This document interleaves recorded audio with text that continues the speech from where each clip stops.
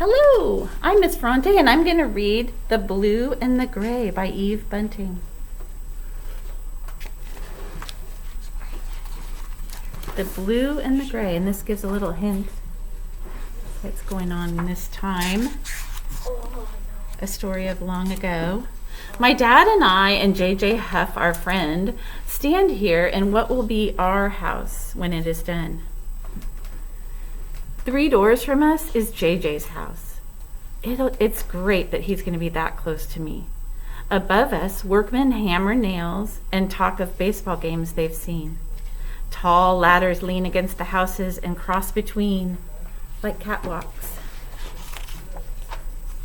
The 3 of us look out across the field, all hillocky and hummocky. The tufted grass and stubby flowers, white as sprinkled snow, the kind that grow wherever grass can grow. The field will stay the way it is for now. But long ago, my father says, it wasn't always so. It happened long ago on this ground.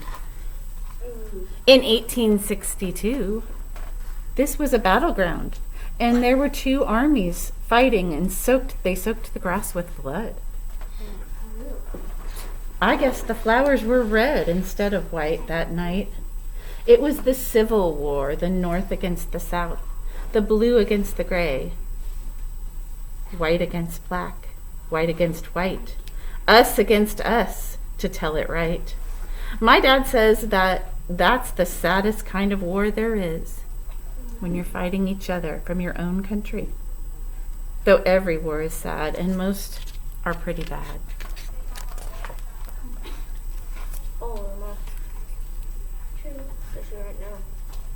Behind us, there's a mound of wet cement and lumpy bags of ready mix. High up, a worker on a ladder scrapes the wall and puts it smooth as frosting on a cake. He's careful around the portal windows that Mother wants. We'll have a view, she said, and she lifted me so I could see the oak tree and the mountains. Let's walk across the field, my father says.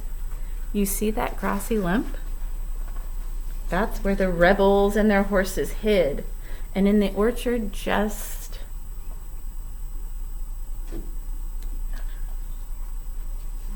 in the orchard just beyond, they hid there too.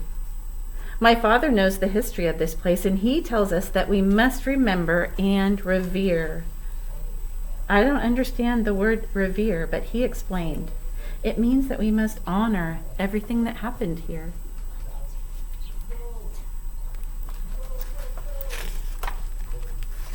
We talk about it as we walk.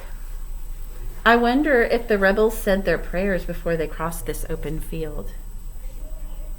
And if the Union soldiers knew that they'd be dying too, the gray beside the blue. For in the end, my father says, this was a field of bones. Our dog is racing here today, chasing a blur of birds that lift and circle over him, and then again beyond his reach. They fluff their feathers while he stumps and barks. Each bark is sharp enough to be a shot, but it is not. It was back then. Look at that.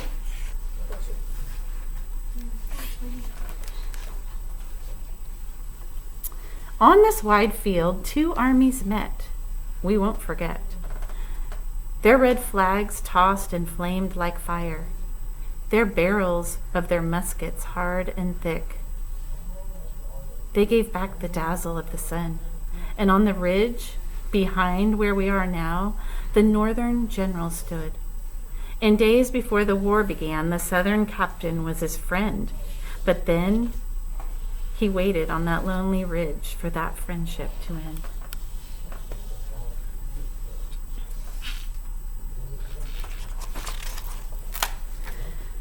Those 2 were friends before the war. JJ moves closer still to me. It could have been brother against brother. Sometimes it was, my father said. We would never, JJ looks at me. We'd never, I agree. The little puffs of smoke burst like gray dust around the barrel of each rifle gun, floated behind them as they'd run, man after man. Hard from the ridge, the Yankee guns replied, and soldiers died. Back at the house, there is the slam of wooden plank on wooden post. Our air is filled with sawdust and the smell of newness. The high-up workman shimmies down and gets a can of Coke. He takes his cap off, hand thick crusted with cement. We're getting there, he says. Soon you'll be moving in. We grin. He looks across the field. Nice here, nice view. It will be quiet, too, when we have gone. It wasn't then. Going back again. The rebels almost reached the ridge.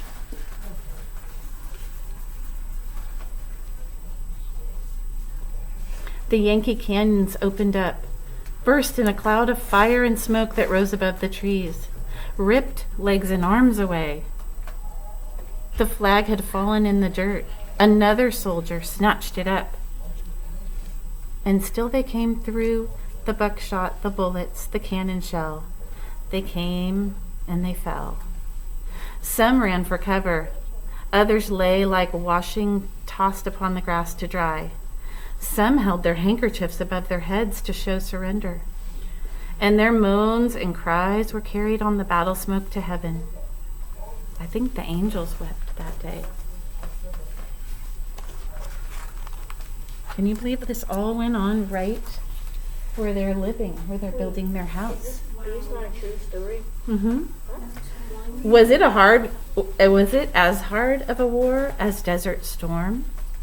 My father fought in that one. JJ looks closely at my dad. As hard, my father says. Hundreds of men were lost that day. They say that the carts took away the wounded, stretched for miles and miles around. And we turned to look.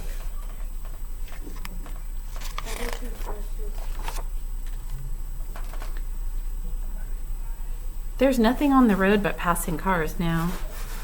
A yellow moving van, the workers' trucks parked on the side. We turn again to stare across the field, though there are only birds to see there.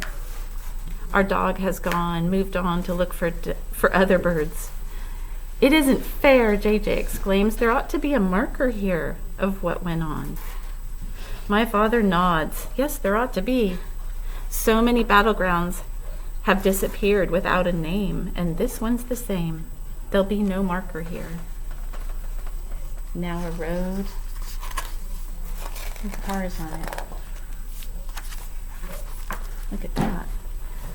Except our homes, I say, and all the other homes.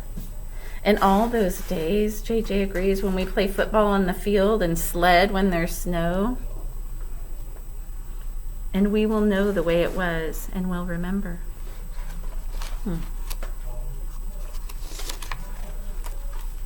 We'll be a monument of sorts, my father says.